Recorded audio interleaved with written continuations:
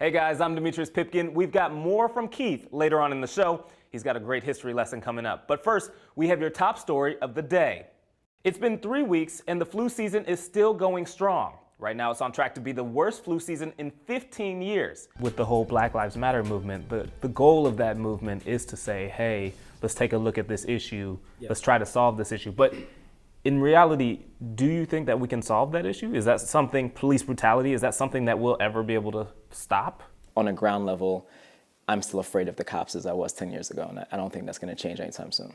Hola amigos, I'm Demetrius Pipkin, and today I'm hanging out on the largest island in the Caribbean. It's known for its sun, cigars, and old cars. But do you know what island that is? That's today's pop quiz. The American Automobile Association, AAA, estimates that motorists here in the U.S. will pay out nearly $6.4 billion this year in pothole damages. 28 of the cadets you just saw actually completed their high school diploma while at Sunburst, while the others will go back to their regular schools fully caught up on credits and a new outlook on life. And if you thought those numbers were high, that same study found that nearly 60% of all high school seniors have had at least one collision or close call. That's more than all of their younger classmates. After signing some safety waivers, we have to sign our life away, and strapping on some gear, just make sure I don't fall out, we're ready to head underground. Here at the Mega Cavern, there's a couple different attractions you can do. You can do a bike tour, you could do a tram tour, or you could do the zip line tour, which is the one we're doing. It's probably a little more dangerous, but it'll be a little more exciting. The first zip line was a piece of cake.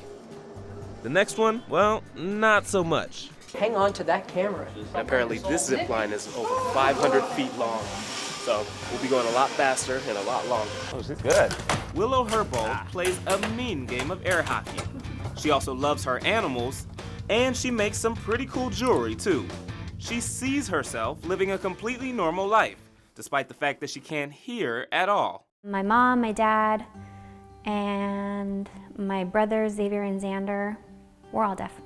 And they aren't alone. About 48 million people across the country report some kind of hearing loss, which can make it hard to hear about things going on in your community and around the rest of the world. When love happens, you're choosing someone of your dreams and you get to plan this big fairy tale wedding and get married and, hopefully have that happily ever after life. Life didn't turn out that way for Trevisha Williams. You had dreams of being a lawyer, you had dreams of going to school, and now all of a sudden, you're someone's wife.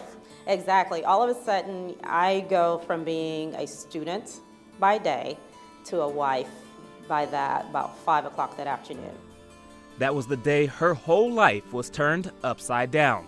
I was in the 9th grade, and I was leaving my high school when my mom picked me up and carried me to the Justice of the Peace Court and married me off to a 26-year-old man who had recently been released from prison. She was only 14 years old at the time.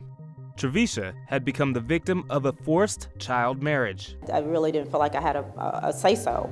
A lot of people across the country here in the U.S., when we hear forced marriage, when we hear child brides, we think of cultures that are on the other side of the world or third world countries, right, but not here in the U.S. Right.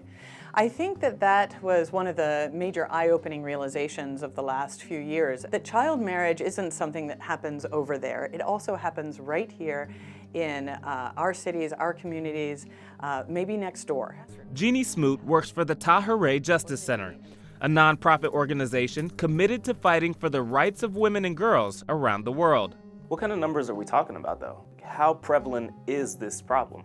Based on data pulled from just the marriage license records of some 38 states, more than 200,000 minors were married in the United States just over 2000 to 2010.